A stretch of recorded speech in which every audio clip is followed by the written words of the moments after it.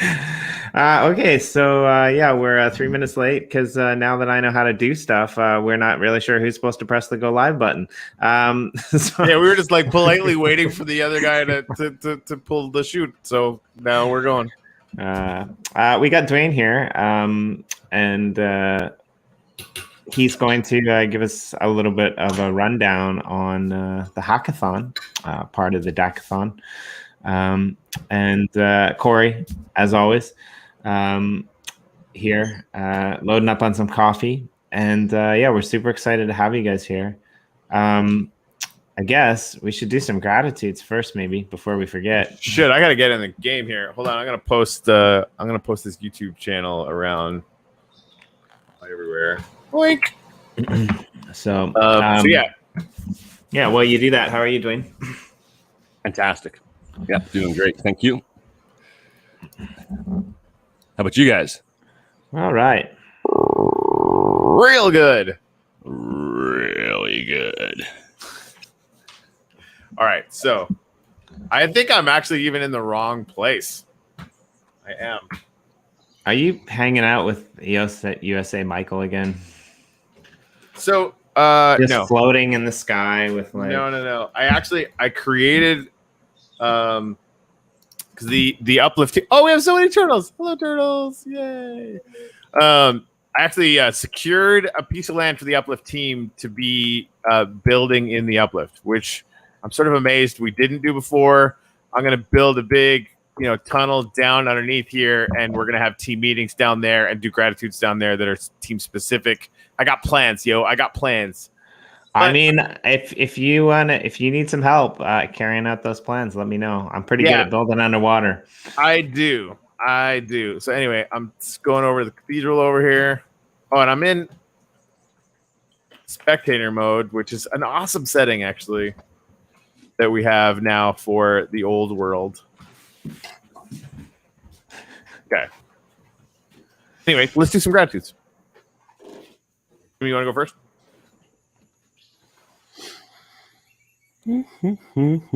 Mine's good. Go ahead, Dwayne. Give me a sec. I want to put some thought into it.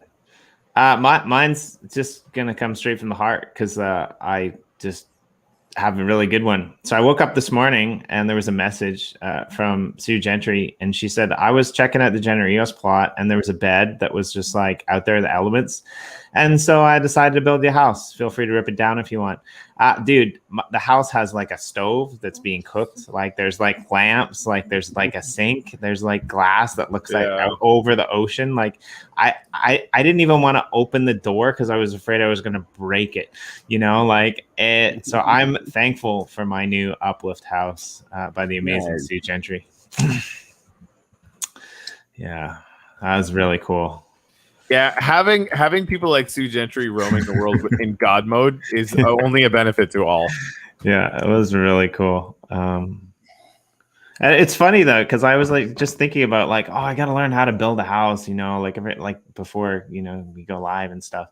Woke up this morning and it was just there, and I'm like, this is cool. Nice.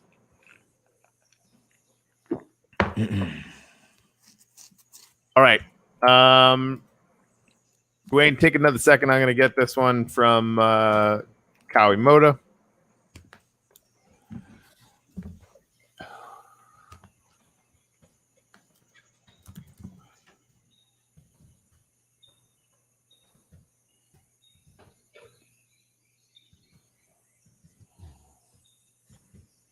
All right, hit me. All right. I am grateful for farmers and farm workers. Nice.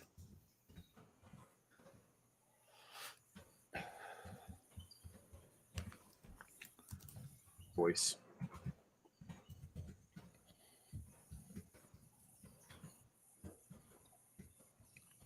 Beautiful. I wasn't too sure. I'm kind of sleepy this morning. So I was grateful just to, my eyes weren't open. I guess I'm not grateful for my eyes to be open, but I have someone that just drops off eggs from their farm, and he just dropped off 24 eggs, cutely wrapped in in newspaper. They're all different sizes. Saw the chickens; they're cool. So yeah. So someone had to do all that to just drop eggs on my balcony. So That's kind of cool. Although if you just had a chicken on your balcony, then the chicken would just drop the eggs on there. But I mean, I know. just saying. I know. I have no chickens yet. I'm chicken free. Oh, yeah, fair enough. I mean, chickens aren't necessarily the easiest things to keep a handle on, you know? Yeah. Especially in like the rainforest where there's like bigger animals that like birds. Yeah, there's a lot. There's a lot of things out here.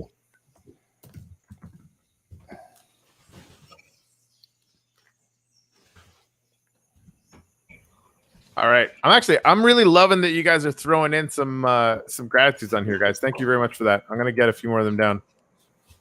And this is the thing, Jimmy. Did we get us a plot in this, or are we gonna have to be in cluster 2.0? I can't remember if we had room. For the uplift. Because like I want to start moving our show's gratitudes to its own gratitude monument.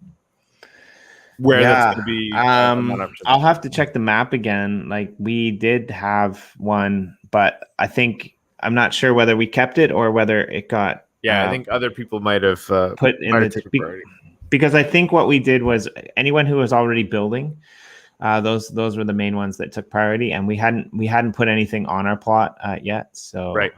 Yeah, well, and I think there was a few people that were super hungry to come in that I wanted to give an opportunity before us. Either way, I'll figure that out. But I can look. And yes, I love having any observation here because he just points out the obvious. Of course, a chicken wouldn't wrap the eggs in paper. However, do they really need to be wrapped in paper if they're not handled by humans? I don't know. I mean, can you imagine Christmas in the hen house? It would be totally different than Christmas, in the real house. Right? A little bit of a Tragically Hip reference there. Mm-hmm. All about the trouble. If you don't know who the Tragically Hip is, you definitely should. Oh my God. Canada is a little bit underrated in a few things, but music is not one of them. And the Tragically Hip is potentially one of Canada's greatest bands ever. And well worth a listen to and iconic, like beyond belief. So I think I'll just, considering the Uplifters is part of the Uplift team, maybe the Uplifters will be above ground, and the Uplift team I'm just going to take into a skunk works downstairs and start building some stuff out that very few people will ever see. Hey, Corey, didn't you and I have a conversation earlier today that kind of talked about this? Maybe, I don't know. Where are we? What's comment happening? On the screen? There you go. Yeah, that's probably happening. But thanks, Greg. Yeah, probably not that far off from there. Right. I actually told Greg about the first time I was in the Uplift, and you took me to the underwater studio that you and Greg built. And that was kind of a fun story to be able to tell. And he's like, yeah, it's like,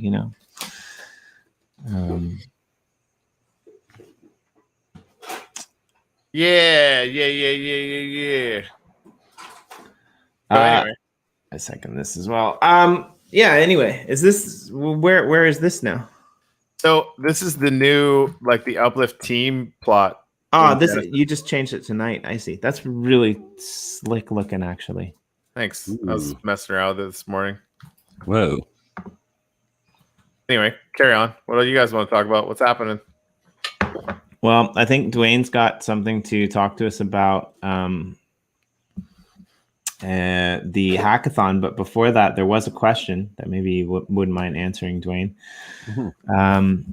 What is Kinder Miners, and what is your idea for incorporating it into the Crownlandia presence in the Uplift? That's awesome. We'll have two answers because it's we kind of started as Kinder Miners, but I should have a alternative group called Kinder Miners. See how Sorry, man. There's like, know, there's it's actually good. there's a preschool here called Kinder Kids, and so I my mind know. just went like that way, right? No, I think it's gonna be all these like little kids in like in a little class in a sandbox throwing stuff at each other. It'll be a whole different narrative. Yeah, it'll be great.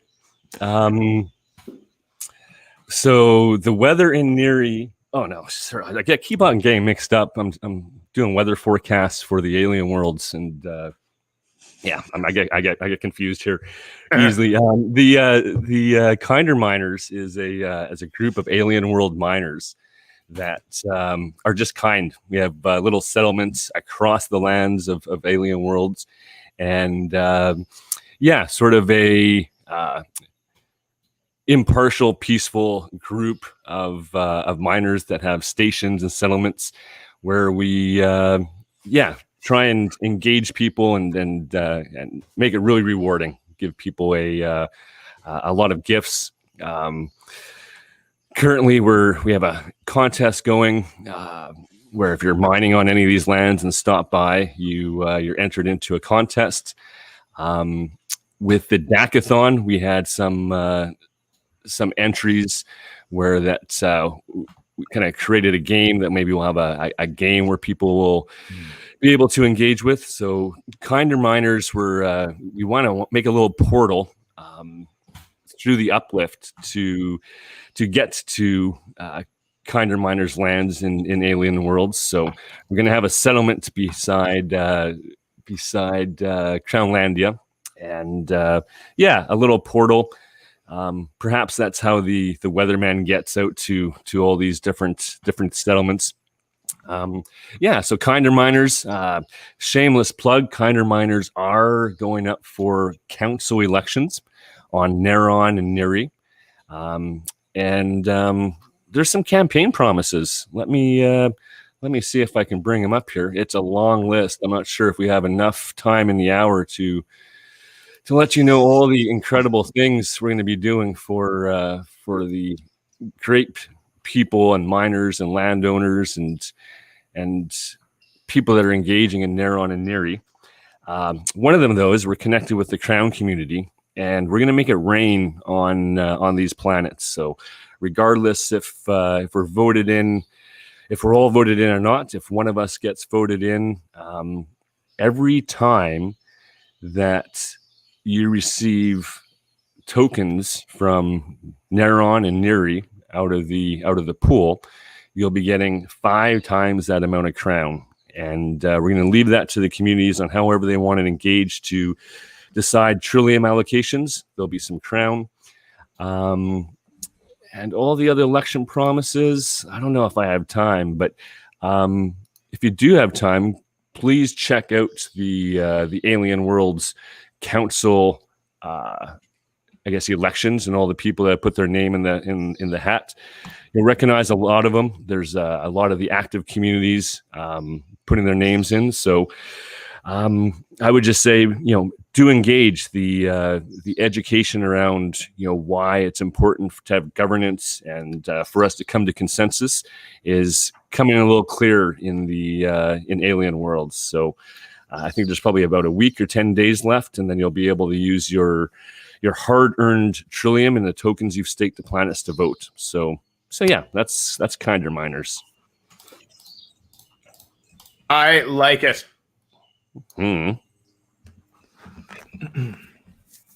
Yeah, I think it's really interesting to see how Crown and Alien Worlds are kind of coming together alongside a lot of other projects. I think it's going to be really cool to see the communities, what they, like you said, with these DACs, what they do with the tokens and stuff like that. So but yeah, I guess you're here to talk to us about the hackathon portion. Yeah, the Dacathon. Last time you were on the show, near the end, you gave us a quick rundown of some of the projects that were featured last year and maybe the year before. some pretty well-known projects that came out of it. For example, I think you mentioned Daclify, which is another DAC engine. You mentioned something that I think was done by Luke Stokes. I think you mentioned 2 or 3 other ones. So we kind of got that rundown already, which was kind of cool. I'm not really sure what you wanted to bring up today, so I'm just going to turn it over to you and let you say or do whatever you need to get the message out there and across. And of course, if you need to share the screen, let us know, and we're happy to throw that up as well. If not, I'm just kind of mesmerized by Corey here tunneling through various colors of red rock and pondering how I get that red rock on my actual real life land, because that's just amazing. Mm-hmm. Yeah, it was as a great success. We had for the Dacathon, we had 7 different teams put in projects, and I'm not sure. I have some of the presentations. Maybe I'll just kind of talk through, just give a little highlights of the 7 presentations. Voting's coming up in I believe a day or 2, so we'll see what the community decided, what projects they like the most. Anybody that registered for the event is going to get a token, and we're going to use Consortium to vote. Consortium was one of the previous Dacathon entries, and has been a really nice tool for us to vote with. All right, well, let me go through it. So one of the first, let's see. All right, so we see David a lot. David's very active in all the channels. I see him on the stream here this morning. And his submission was real-time uplift land visitor experience sentiment display. And the goal of David try and see what sort of experience in real time the people that came to his land and did something, or his block of land in the uplift, what their sentiment was. So it took some cues off those little cloud bubbles. If you put a bunch of words all together, the word that's they use the most would have the biggest little balloon, or little balloon text bubble. So a visual representation. And he was thinking something along the lines of kind of an old school guest book, where you'd have some engaging activities. You'd have a ticket or something to enter, your sentiment of, how you liked or how you enjoyed your experience in the uplift. And then afterwards, it would create a live kind of graffiti wall. So really trying to gauge, instead of going through a lot of different hard steps to get feedback from a community, just a really fun way to put up a cloud to get real-time sentiment. Yeah, and we can you can engage probably all of these people on the Dacathon Telegram channel if you have any more questions. I might not be doing it complete justice. I'm going to give just a really quick rundown.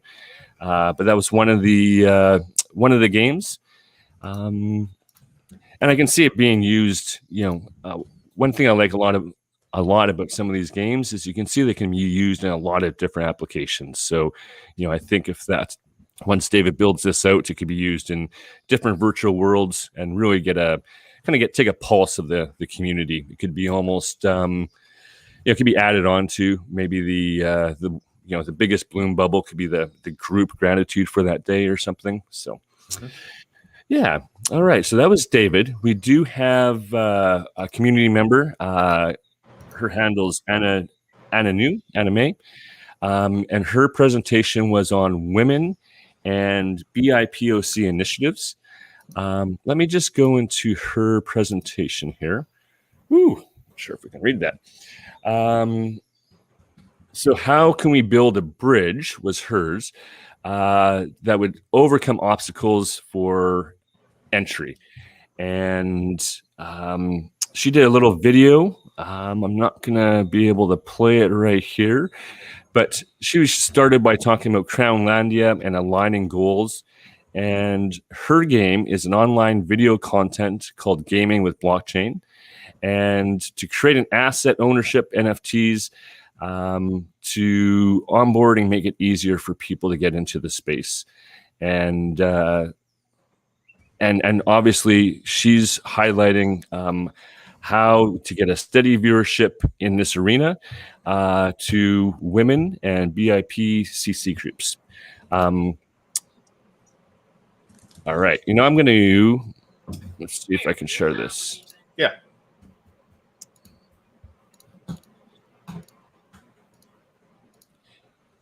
Ooh.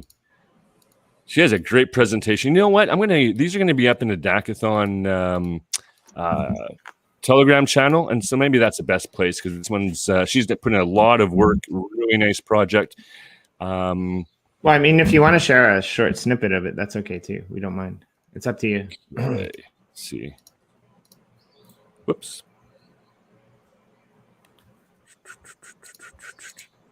I'm going to leave it because I have. I'm not. She's got so many slides that it's. I'm not sure which is the best. To kind of So I didn't do hers justice. She wasn't able to join us on our discussion panel, but she put up an incredible video. So I honestly have to get into it a bit more to give it the due diligence it needs. But yeah, please check that out.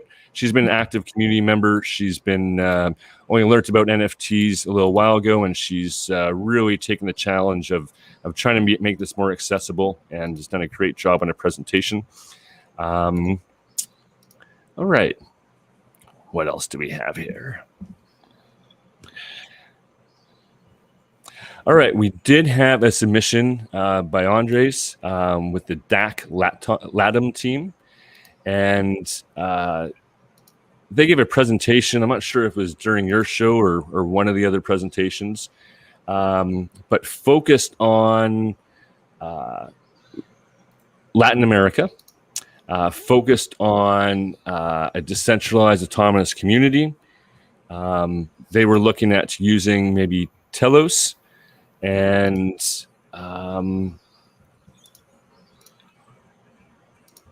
let's see.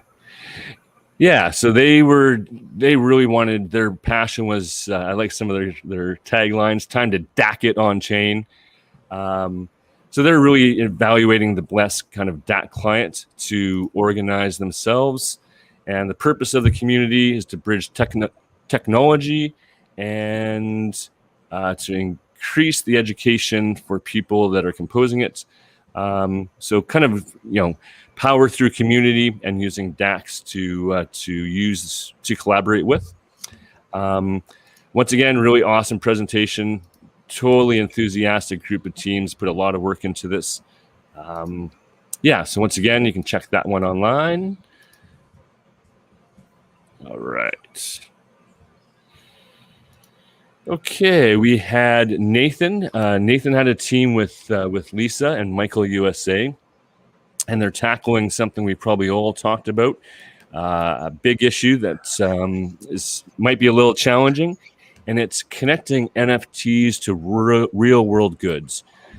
So learned a little bit about Nathan in his presentation. That seems like he has a hardware background.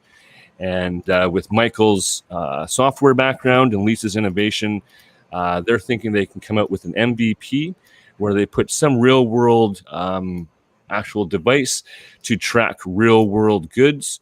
Maybe the first project could be, attaching a 3D printed peacemaker, in the alien worlds to, an actual NFT card. So a lot of, big possibilities there, obviously, of taking real world goods and, attaching it to an NFT. So yeah, that's pretty excited. Really excited to see, there's obviously some challenges. I haven't seen many groups be able to successfully do that, but I think, the right teams assembled there to make something happen. So that was really exciting. We did have another project by Lisa to further her Crownlandia project.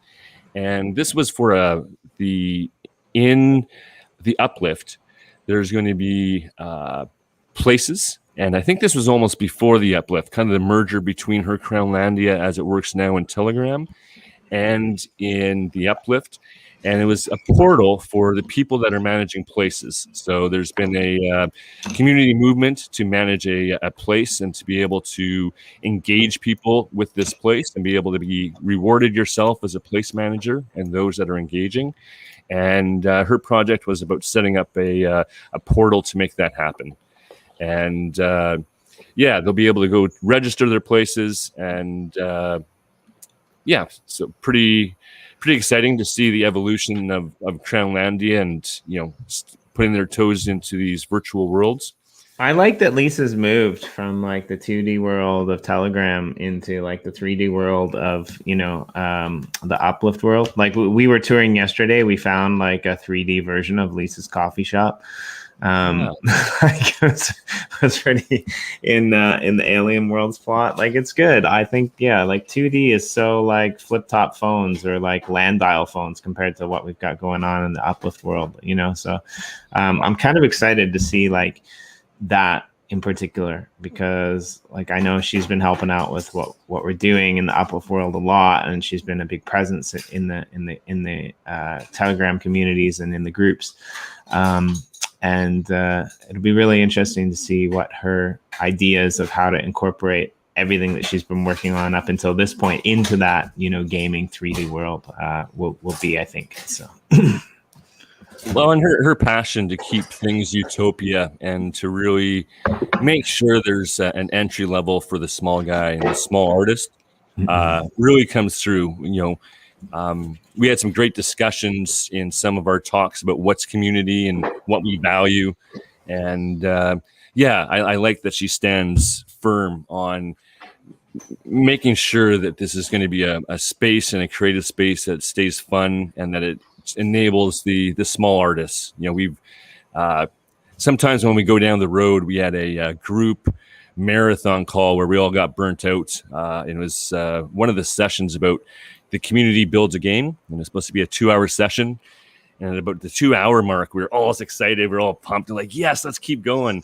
And then, you know, at the 4-hour mark, we're like, oh shit, making games are not fun. It sucks. It's like everyone a little burnt out. And where the burnout came is, you know, the creative juice of creating something and then getting the software engineers in to tell us what we can and can't do. And it was, yeah, it was really good to see some passion of, you know, no, we will make this happen, even though you have constraints that are very legitimate. The reason we wanted to come together and have some fun is to have it for the small guy. So anyways, I love her passion. It's funny that you mentioned that, though, because I think that's like a really common thing, right? There's kind of two types of people in this space. There's those people that have ideas, you know, and then there's the people who understand the technicals of it. And it's funny, like I always find it interesting because I've worked with both projects, right? And I'm not like a technical person so much myself, like in terms of coding or anything like that. I'm more of a content idea type of person. So when I, you know, have these great ideas and I explain them to somebody, I'm like sometimes I'm just like, I don't even know if this is possible. They're like, dude, that's like so possible. Or like, no, that's just not possible. Like you can't do that. Right. But I always find that the opposite is true too. You know, when I'm working for projects who are kind of, you know, managed or run by like really technical people, and that like, it's just, so I'm going to throw a really bad cultural reference in here, but like, one of my friends is actually a computer programmer, and he tells me that like the worst thing about like Japanese like software is that it's non-intuitive. Like maybe for the Japanese it's intuitive, but like things aren't where you would expect them to be, which is really complicated. And I always find the same thing like when I'm working for projects who are developers, because they put things like maybe from a technical standpoint where they need to be, but like it's not intuitive. You don't know where to go and click things. And like, there's a few projects that I use every day that I can't even, like, still to this day, just a simple action of like doing something, it causes me like 10 minutes of stress because I can't freaking find it because it's not there, right? So I think you have to weigh in on both sides of that, right? So yeah, it's always going to be an issue. But sorry, it's just a little bit of an aside there, being you were talking about it. Well, I think I'll just continue with that. And I'll get back to the rest of the awesome projects that were submitted for Dacathon in a sec. the group game, one of the funner parts of it was just finding the name. And the name that got selected by the group was NFTs with TEASE, like I'm teasing you. So that was really fun. There was a lot of excellent names. And what it was is there was a list. We had a list of about 10 different games. And we were trying to figure out what can we do that's easy, that could be built upon. It could have different versions. And this one was just a game where you put in an NFT and you have a chance of getting like 0 back, 1 card back, 3, 5, or 10. And thought it was simple. We could, it started off by all the groups saying, "Oh yeah, we're gonna throw in like the NFTs, like vote Dwayne in for Alien Worlds." And Lisa's like, "Yeah, I'm gonna throw in my all my like Crownlandia tokens." And yeah, we're like, "Oh yeah," and there'll be all these like smaller, like kind of not shitty cards, not for of ours obviously, but lower value cards, and then we'll like prime the pop with all these incredibly valuable ones. And just the adrenaline rush of going, oh man, I can maybe I'd get online and like say, hey, I'm going to put in a card worth $1. So there was 2 users. You just put in 1 card and maybe get something back, or you can put more than 1 card into the pot. Right. So I was thinking for the communities to put cards into the pot, I would dare them like, Dwayne just put in cards worth like $1. I dare you to throw in 100 cards worth $2 and start like getting that pot exciting. And then we realized, at the end, we like, all right, Michael, jump on in. He was part of the call. It's like, hey, we, you're going to, help us develop this. He's like, oh, sure. Once again, okay, sure. And it was the recognition of the other user we weren't thinking about, and that's the botnet. And it was just, him working on this all day long, deep in the code, and realizing that a lot of users in the space are bots and that they would game the system. And then the topic of intellectual property and maybe content that was, not cool, whether it was just infringing on someone else's artwork or, porn or something nasty that we wouldn't want to associate ourselves with. And what came out of that was the value of atomic assets, of having verified collections, right? So at the end, it was kind of agreed, and not everyone was happy, that we couldn't be liable for people to just put in any kind of content in this, and it would kind of devalue the whole ecosystem and this little game if there wasn't some sort of checks and measures to make sure if that content was verified. And then it was a lot of these collections we have aren't verified, and the consensus was, let's go through the steps, and it might take a little time, but we kind of have to be verified. It was just too much liability not to. And then we just understanding that there's this other user we don't think about a lot, and it's these bots. And it kind of makes a lot of sense. Some of the issues we, as a user, we might have where you said, it's not intuitive sometimes of why there's extra friction to, maybe start an EOS.io account. And just seeing the brilliance of this whole ecosystem that underneath it, that's one of the issues all these devs and the whole software itself has had to deal with, of spamming and bots, and how clever it really is to have, say, verified accounts on atomic assets, and then to have some friction even creating accounts in the whole EOS.io system. So something that's, drained our energy a bit of going, oh, geez, we have to consider all this. That wasn't the initial dream, but I'm just sharing it because it is kind of a lesson learned for other people, just to realize when they're doing this, there are some other users you have to, consider. And these botnets, I think a great game would be, how do you just, let botnets play, what I mean? Let them have their own, maybe there could be a version of this, NFTs where it's, attracting bots into that arena instead of ours. But anyways, long story short, I'm not sure what the consensus was after that 4-hour marathon of make a game, if it was fun making a game together or not.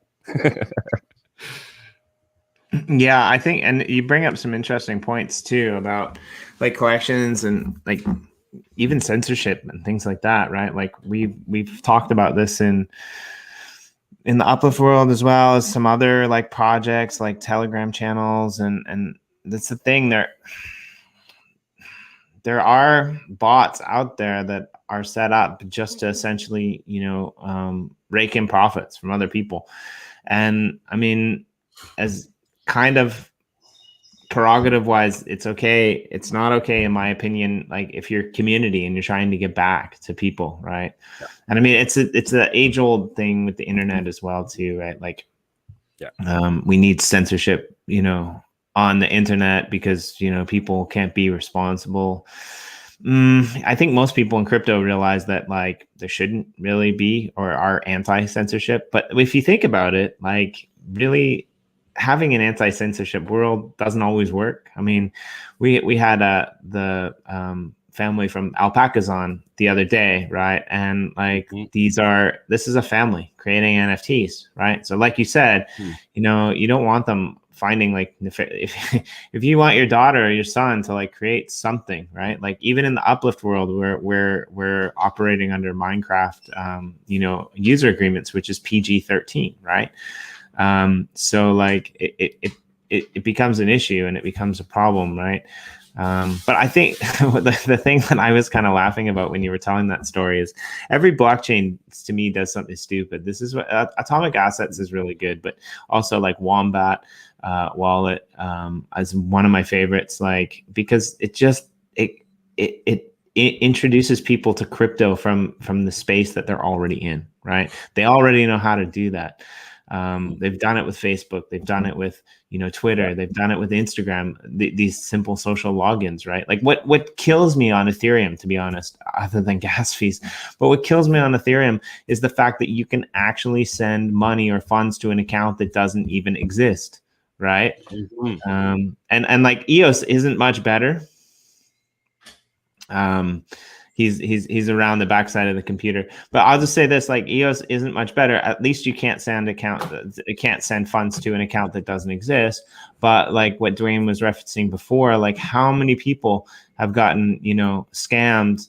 Not so much anymore, but like in the early days where people would send like to Block Explorer, claim your voice tokens today, now, right? And you can't claim voice tokens. There was never the ability, and this was just a way to get you to log into your account and have them gain access to your information, right? So this is like, I don't really understand why EOS, for example, can't put a block on those like spam bots, right? Like maybe there's a reason that they can't block them, but like it just seems like we have to try to make things a little bit safer and a little bit easier, especially for people who aren't like familiar with crypto, who are going to be coming in off the street to do things like collectibles or come and hang out in like the Minecraft world, right? Like we had Greg and some of the OGs on the channel the other day talking about like the Minecraft world and where these two worlds are kind of like diverging and colliding, right? Like we're going to have probably a lot of users that are going to come in to the uplift world who have no idea about, Wax or Wax wallets and things like this. And like, it can be scary, right? Managing your funds for the first time or being a part of a community that you don't really know. Like, I mean, we've got a great community in both Uplift Art, Uplift World. You guys have got a great community in Crown. Some of the other projects that I work for, but even myself, I'll go into a community and somebody will offer to help me and I won't take their help, and I kind of know what I'm doing, but unless there's like an admin beside their name, like it's a scary space, right? And so I think this is like where we have to kind of be really vigilant as a community and figure out ways around these kind of things that we supposedly triumph over, traditional companies or over traditional media or over traditional finance, right? I don't think it's necessarily about being non-censored. I don't think it's about being unregulated. I think it's more about having censorship and regulation be, in my personal opinion, censorship and regulation be open and transparent, and potentially even not one person's decision behind closed doors, potentially even the decision of a DAC or a community that can go on there and vote for what direction they're heading. So that's my little rant on it. But a nice aside, do you want to go back to? Well, and just to follow up, we were like, oh wait, do we limit everything and lower the experience for everyone? And one of the thoughts was, no, we leave this open, and for those people that we do know are human, they get an extra ticket that gets them way more rewards. So the reward pool would stay the same.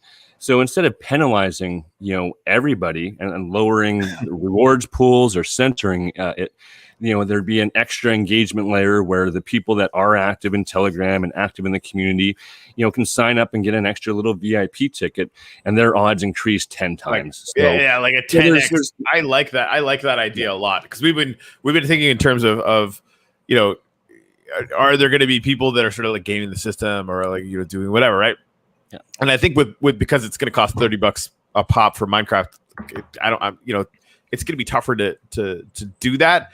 But at the same time, especially in Telegram and in Discord, the people that are active the most, like I being able to just hand out buffs, like if you hold this NFT, you get a 5% buff, a 10% buff, and they all stack to the point where you're essentially building out super users that when they come in, they're actually getting tons of rewards. I'm a huge fan of that. Yeah, so that's it for me right now. Have you guys seen the Blenders site where you can blend up a couple NFTs?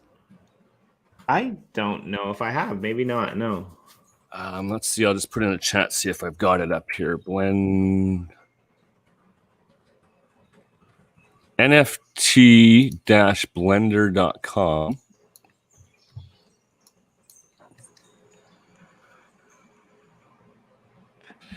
Just some interesting things there. It's someone's nice little app that they have out there where you can, blend some cards back together.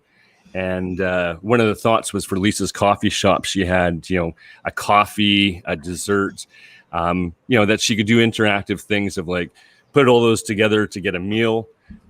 So just some thoughts of, those little tickets that you can even gamify that now, right? It's like, if you have a VIP membership from the Uplift, if you have a VIP membership from Crownlandia, if you're part of the Kinder Miners, now I think I'm extending their app right now. It's just with one single collection, you can do certain things, but I'm sure it could be added on that, if I just guess it just came to me. I'm starting to get creative. I'm starting to wake up here.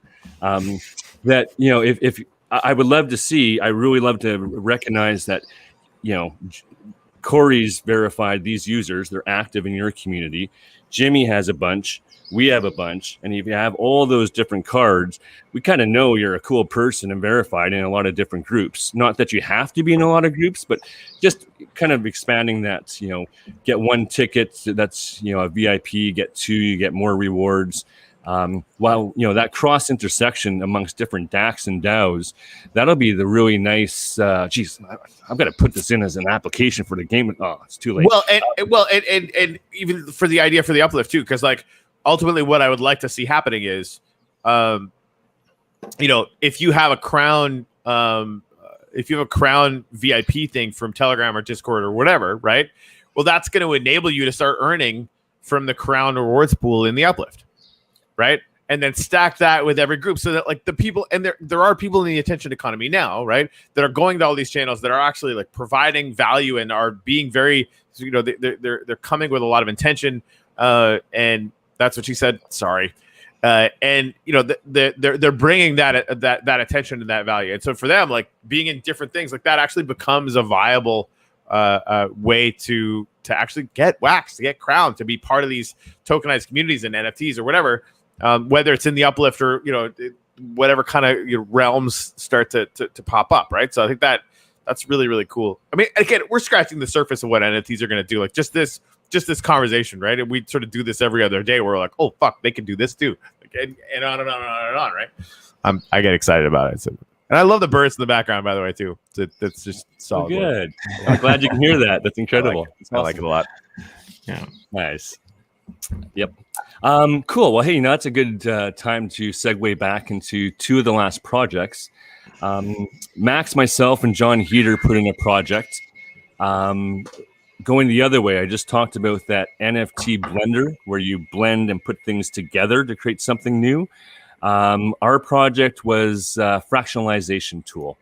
And we've talked about it for a long time and finally have a path forward to fractionalize an NFT. And the use case comes out of just allowing an easier entry point for people that don't have a huge bag of wax. For instance, if you're going to buy some land in Alien Worlds, I think the cheapest land right now is $850.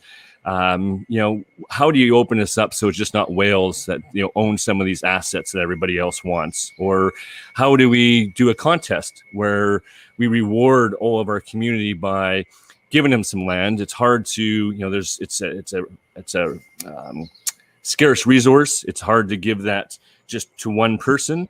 Well, what if you can fractionalize that? So this tool is pretty simple, where you'd go to a website, look in all your collections of which NFT you want to fractionalize. You'd put in how many times you want to split that up. And if you had a piece of Alien Worlds land, for instance, you'd put, I want to split this up into 10 pieces. And the first version of the fractionalized app, it's called Kinder NFTs, would be that those 10 fractionalized pieces would go to your wallet, and you can distribute them to whoever you want. So you can put them on the market. And the first version allows Alien Worlds land, the trillium percentage you'd get off that land, to be also distributed between those 10 NFTs. When you set it up, you are also asked, what is the buyout price for the original NFT? So you would actually put the original NFT on the market, probably for a quite higher price than a market price. So if right now, for three of us, say I take a Alien Worlds piece of land, divide it in three, and I'm going to give it out to three of us. All three of us would get a third of the trillium it's earning. And I'd put it on the market for, say, $3,000, the original one. And when that sells, all the fractionalized NFTs are burnt, and we all would get $1,000 out of it. And technically, you can't burn NFTs in someone else's wallet, so it would be that trillium would be backing your NFTs, and when you burnt it, you'd get that trillium back. When you have the fractionalized piece of land, you're able to trade that, sell that, or the kind of cool aspect is you can go back into the app and fractionalize it again. So it's kind of fractally, you can keep on splitting up NFTs. So we're super excited about it for the gameplay, but also excited about it in the real world. We have my other hat. Where's my other hat? Let's see if I got a professional hat. Is this it? Just 1 second. So I got lots of hats on my desk here. So, all right. So this is the get down to work and make some money hat. So the CSX hat, we have clients every day asking about how to bring their real world business into the NFT and blockchain base. And a lot of them are really incredible projects I can't wait to start working on. Big landowners that are doing conservation, that have donors that want to split up a huge, conservation of land and own a piece, and then reward the stewards of the land. So I kind of see this fractionalization tool being able to cross over to the real world to fractionalize real world assets and have the transparency of the money flow, and then reward real world good actions. In this case, conservation or turning deserts into food forests. So really cool on the game front. To allow other people to fractionalize any atomic acid NFT, but obviously a lot of real world applications as well. I mean, I even like it on the Uplift World front because you could potentially put, you could potentially have some kind of plug-in mechanism that would fractionalize all of the rewards that got taken in the central community area and pass it outside, community members, if you wanted to do that, for example. Or there's a lot of really cool ideas, I think, around that. So I'm super, and I like you a lot, Max, as well, but like John as well is one of my favorite people in the crypto space. And so I think this will be a home run. Let's put it that way, because that's a pretty solid trio of people putting together that hackathon project, I would say. Yeah, exactly. And super fun. I can see some of the reverse ways of using it just for fun, fractionalize out your NFT and then go find the people that have the fractions, and it has to be put back together for a game. So a lot of fun stuff there. All right. Back to the submissions. I believe we have one more. Let me just check. Oh, yeah. Conservation and trees. Perfect segue into David put in a second proposal. And it was linking NFTs to trees to then link in the real world to, sponsor a tree. And his inspiration came from... Let's see if I can see the website. There's a lot of groups out there planting trees. If he's in the chat, maybe you can pop it up. I just don't have it up. But he referenced one group that he was going to engage, that this would help their engagement and really help the transparency that, hey, I want to do something good. I don't have the means to plant my own tree, but I'd like to have this virtual tree in the uplift that I have an NFT for. And it's linked to this real world organization, and maybe they're taking pictures of its growth and updating the picture in the NFT to kind of see what's going on. Future iterations could, engage, some sort of engagement in the real world to make sure that someone's looking after that tree. So once again, that theme of doing something for the land and being a steward and having that NFT to say, no, look, I'm part of this. I have put some skin in the game to help a tree out, and you can see that maybe I've planted I have all these NFTs on my uplift land, and maybe you can get one and engage as well. So yeah, really fun ideas there, and there are a lot of groups that would need maybe this transparency. Maybe you just throw money at them and you don't really know if they're planting trees, or you can't really engage in a virtual world to bring this in. So yeah, really exciting to bring the virtual world, NFTs, and trees all in one little system. I mean, I've often thought about this as well. Like, that's a really cool idea, but like, I think it's New Zealand that does this. New Zealand, I believe, for every tree a farmer has on their land that they don't cut down, they get like a small premium, like a little bonus. Like every year, they get paid to keep the tree there and keep it alive. Right. As opposed to in the West, where we cut them down, and then, well, they're in the West too, but in America or in Canada, where we cut them down and then you get a one-time payment, and then you have to maybe plant a few more. But it'd be really cool if you could put like a sensor inside that tree, and the sensor was tied to like a QR code on the NFT, and also like the NFT itself. We're not quite there yet, but I suspect that this will be something that might happen with a lot of projects later as this industry develops. But imagine if, as soon as the tree was cut down and the tree moved, right? And the sensor was moved, essentially you got a Mission Impossible scenario where the NFT self-destructs, and then those funds from the government no longer go. So like, I know what you were talking about is a little bit different, but I'd like this idea of mixing, we do this every single time you're on the show. I like this idea of mixing environmentalism with NFTs and the ability to be able to use it as like almost a tracking mechanism, right? And be able to essentially streamline everything that needs to happen, right? Like, we often look at things like supply chains, and we say like, this is like the one of the best use cases for crypto in general, to see like where it's been and where it comes from and where the materials are sourced. Like, I think you could actually take it one step further, and you could say like, rather than just like supply chains, you could have it like so that you could see like what things are actually out there at a certain point in time that are like doing things that aren't being, degraded. And I think in the future, this is going to become more and more prominent. Yeah. And yeah, just to see, I can see how it could be, once there's a pathway to that,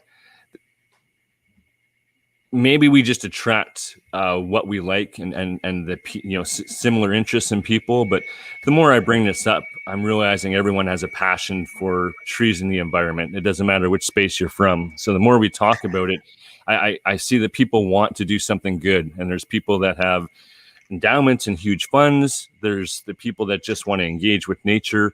So it'll be interesting to see these first experiments, and there's no scarcity in the amount of effort and passion and money that people want to do these right things, right? So I can see once the pathway is laid to start this, it'll be phenomenal to see how people will layer in and stack in more rewards or more money to, different people that want to engage.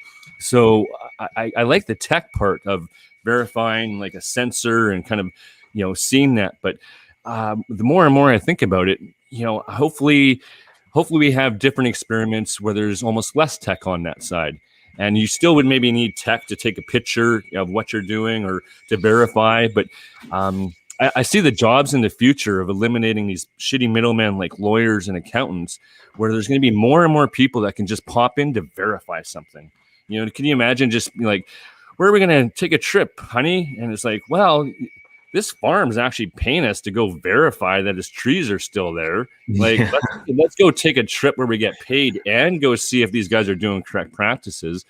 Or, maybe there is tech. Maybe it's like, oh, I have some money and have a drone. I can now pop online, and in this area, I can just, do a little bit of surveillance and uplift something or upload something. But yeah, I just see that, accessing those no coiners in the future into these paradigms and these systems could be a lot about verification of people doing good things, right? So allowing enough space that we don't take this over all with AI and bots, and that there's still that interaction with humans to get out in the real world and maybe incentivize that verification. So I can see that, that could be, we say that, automation and is going to take over all the jobs. That I see those as the jobs of the future. You know what I mean? Of just traveling around, getting rewarded, kind of like you're doing in the uplift. You're doing the first beta model of, in a virtual world, come experience this and be rewarded. Well, overlay that in the real world, and I think we'll find that people want to be rewarded to see and encourage and promote the good things people are doing, right? And we always get back to environmentalism, but come on, these trees do a lot for us, right? We wouldn't be here without them. So I think people have are starting to realize what's more important to them. And look where you go for vacation. Where are you going to vacation? Are you going to the land, dump where all the plastics are and, doing that kind of, or are you going to like a beautiful place in nature to, smell fresh air and see fresh water, right? We kind of, spend, a lot of time working to, have enough funds or effort to go to these places. If we can overlap that reward mechanism where you're rewarded to kind of get out a bit more, beyond. Yeah, I mean, imagine getting paid in wax to go camping and unplug.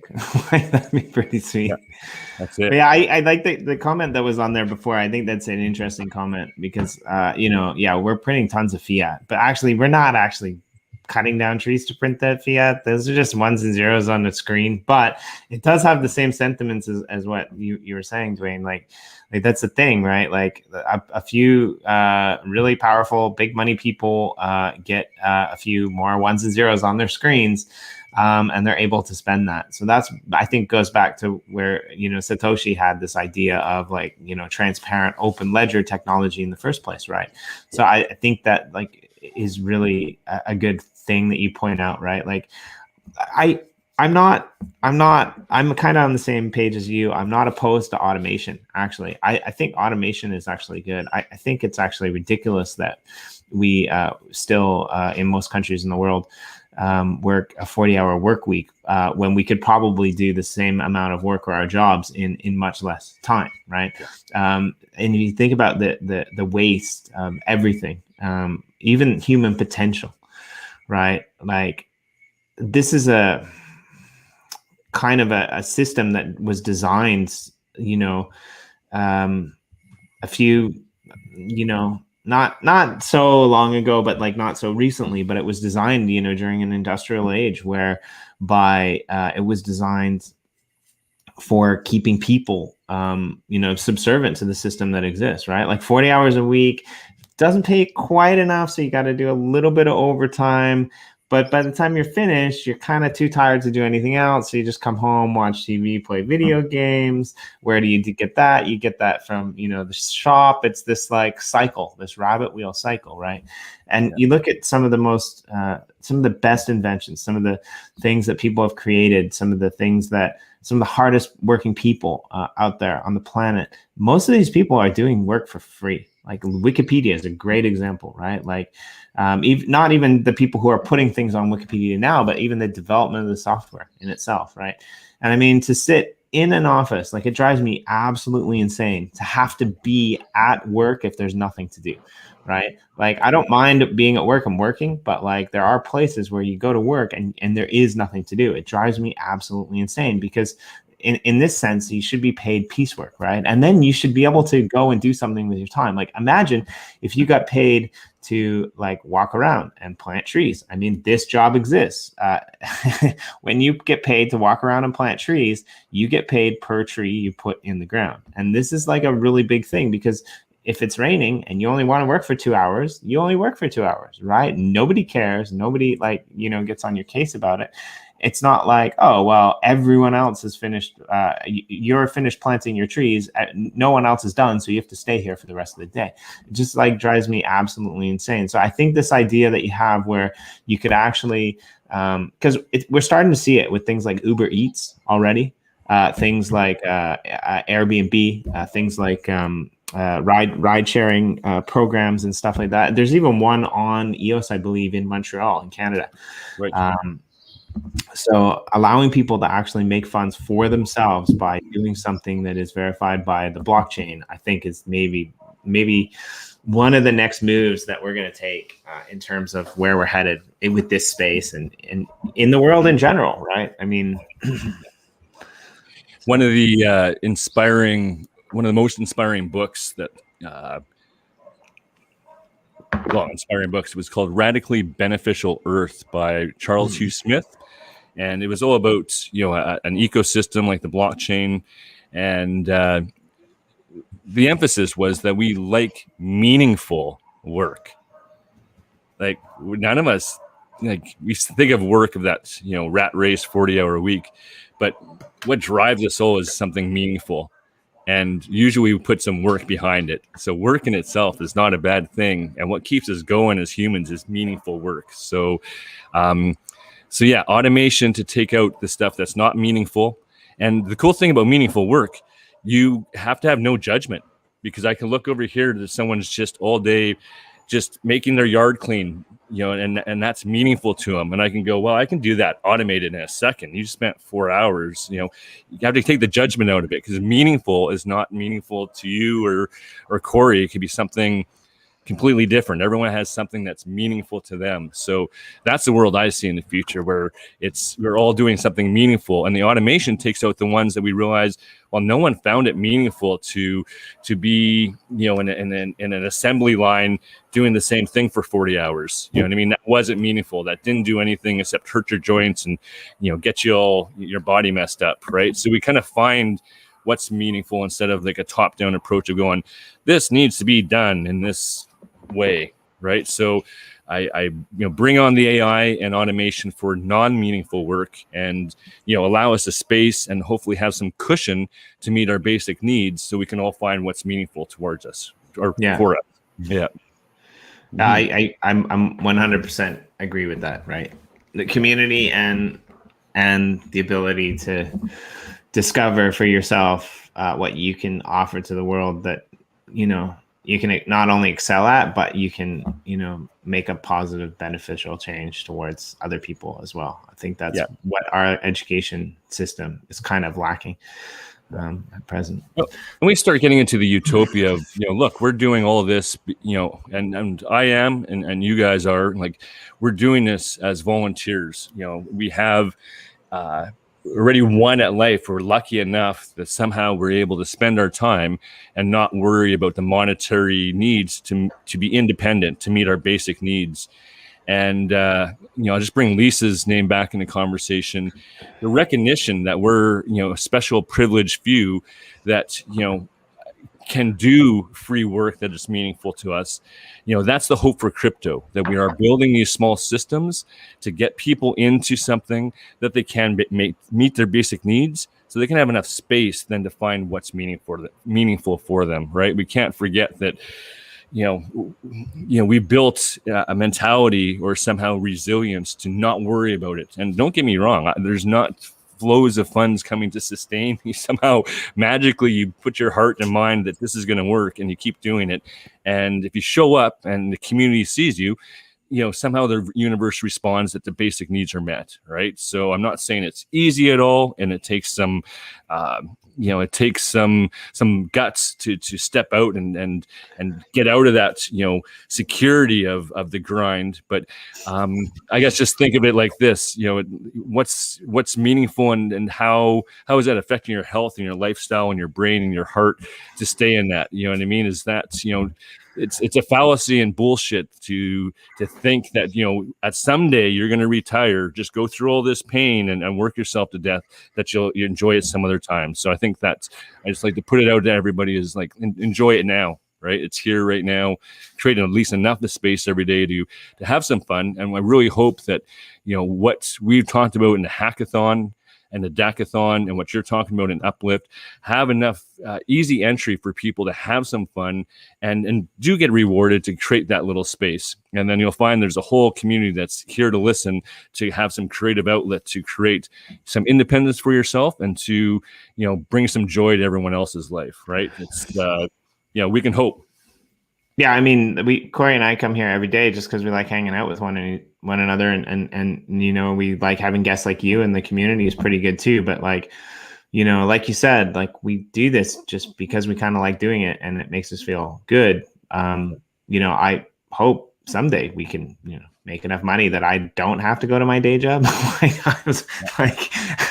I get a little bit less stress, but I think that, like you said, like, that's the end goal, right? Like, we want to empower more people to be able to do this. So, and I think the Dacathon is a good way to do that, because there's other projects that are like, the hackathon is happening right now by Block One as well, but this is like a lot of I think this is more of a professional level submission type of thing, where it, like, some of the people that you mentioned that are doing the Dacathon, like John and yourself, for example, like, you could easily, you have the technical skills to be able to enter that one as well, right? But like, some of the other projects that are happening with the Dacathon, like you said, Lisa's coffee shop idea came out of the Dacathon, a couple years ago. And so it's nice to see that level of just being able to put an idea out there and present an idea without necessarily having to have the technical backdrop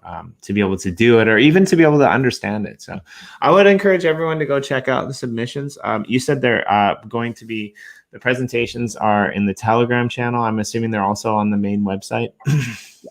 Yeah, you bet. And if you're inspired, say about the Tree app, and have some ideas of, how that could look and how that can work. These are ongoing projects that the community supports.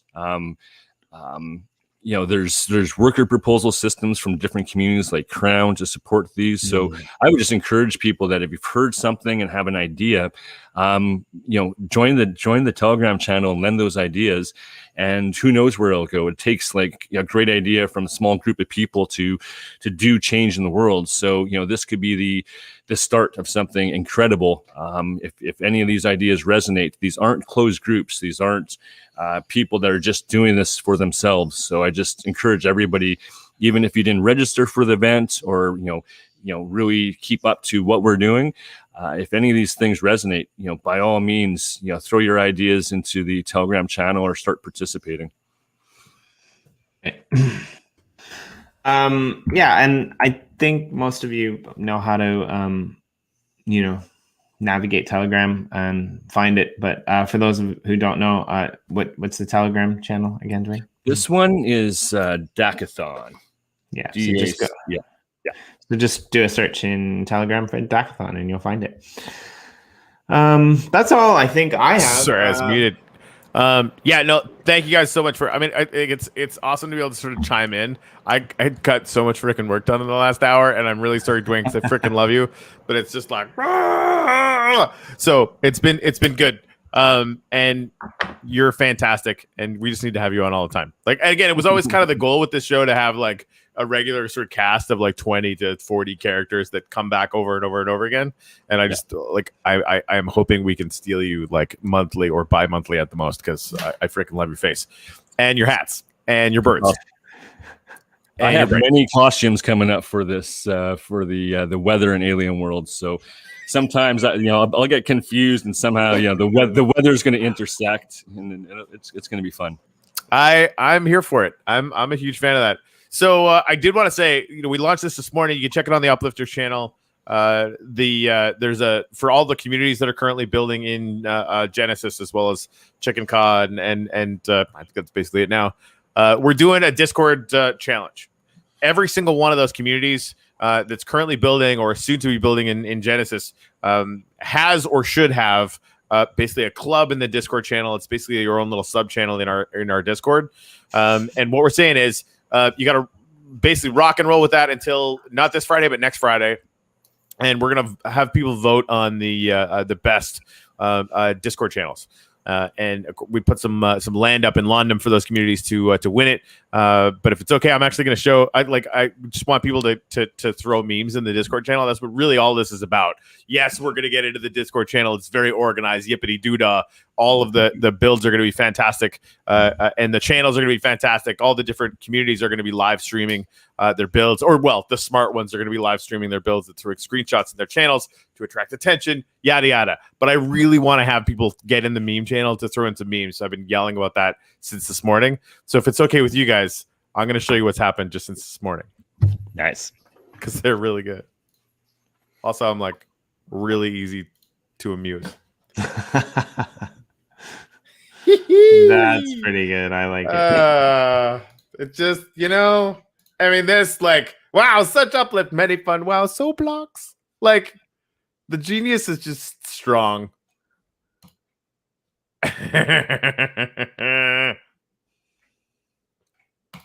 Yep. Oh, Anders must have showed up.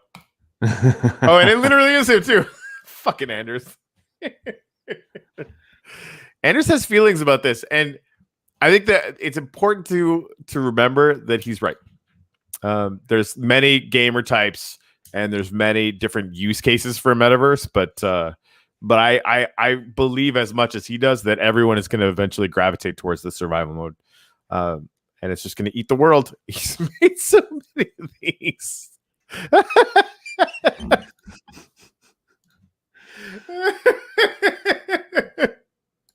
Oh no. I will get so much hate. Anyway, so yeah, if you're not in the Discord yet, hop into the Telegram channel and find the link, or ask somebody. They'll get you a link. Jimmy, we should actually include link to the Discord channel in our show notes every day. Yeah, I should rewrite that. We didn't go live. We'll get that from Dr. Yanani. Was that sorry, I just missed it. So change the subject. I tried to practice Minecraft, and all I did was run for my life when it got dark. I resemble that comment. Survival mode. Very high degree. Yeah, it's a thing. It's a thing. I mean, most of us are just going to be running scared from getting judgment from Anders. I kind of feel like that needs to be on an NFT. Like, I am. Put it out there. That's Anders will approve. Yeah, right. He's not going to be mad about that at all. All right, guys. I got to get ready for another meeting in about 15 minutes. So let's rock and roll. Yeah, always great to have. We'll Corey and I will be back, and also Dwayne and I. Once the Dacathon is over, we're gonna do some cool stuff on this channel as well. We're gonna do some environmental talking stuff, and we've got actually a couple people from the uplift world, Dwayne, that are gonna come and join us and talk about like environmentalism, and they're even kind of trying to do some demo stuff in the uplift world as well. So I think we'll do a few episodes of that randomly here and there. With that, we'll see you guys all tomorrow. Thanks as always, Dwayne and Corey. Keep it real. Can't wait to see you again tomorrow.